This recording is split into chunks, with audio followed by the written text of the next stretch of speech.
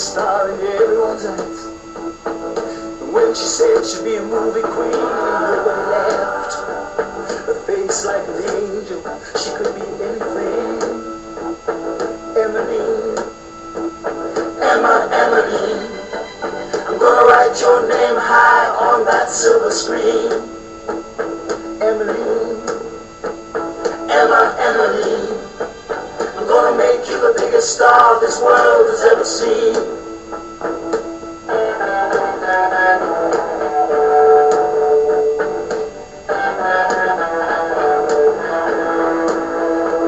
At 17, we were wed, and work day and night to earn our daily bread.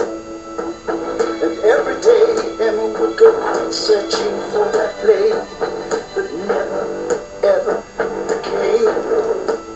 You know, sometimes she'd come home so depressed, and hear her crying in the back room, feel so distressed. And I'd remember back when she was fine, to the words that used to make Emmeline come alive. It was Emmeline,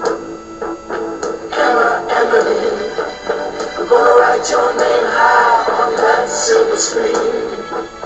Emmeline, Emmeline, I'm gonna make you the biggest star this world has ever seen.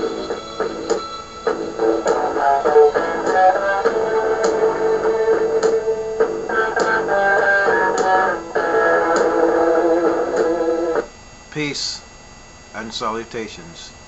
You are now in tune on the one, the force itself. At this time we call it the Master Blaster Jamming. It was my 51st birthday, June 2008. Note that 51 corresponds to Surah 51, Holy Quran, the Scatterers. We're talking about the Anunnaki here, ones who created the first human beings by process of genetic engineering. Traveling to a place I had only been once, I had came across this wisdom some 20 years in retrospect. I, being in the little town I was born, came upon a little book written by a white NAACP lawyer named E. Calloway. Book titled The Garden of Eden. So me and my then family traveled to Torreya State Park in Liberty County, little city named Bristol. My interest in Torreya State Park comes from the information found in the little book well over 2 decades ago. From it, the author makes some very startling claims. In his book, he says that this is the biblical Garden of Eden. Adam and Eve was created here. That part of the garden was never located, but the wood from which it is written Elder Noah built his boat is found in this area. One of the world's rarest trees, one of the world's rarest and oldest known trees, grows among the bluffs and ravines of Gadsden and Liberty counties, Florida. The Florida Torreya taxifolia, was discovered here around 1835 by Hardy Bryan Groom, an early botanist. He named it in honor of Dr. John Torrey, a well-known 19th century scientist. Local settlers were already familiar with Groom's rare tree.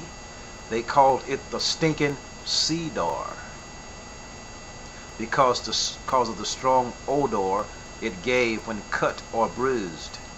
Despite its smell, however, they use it for a wide variety of purposes, ranging from fence posts and shingles to Christmas trees and riverboat fuel. The tree's popularity almost spelled its doom. It is estimated there were 600,000 torreya trees living in the Apalachicola River Valley during the early 1800s. Only around 200 survive this day.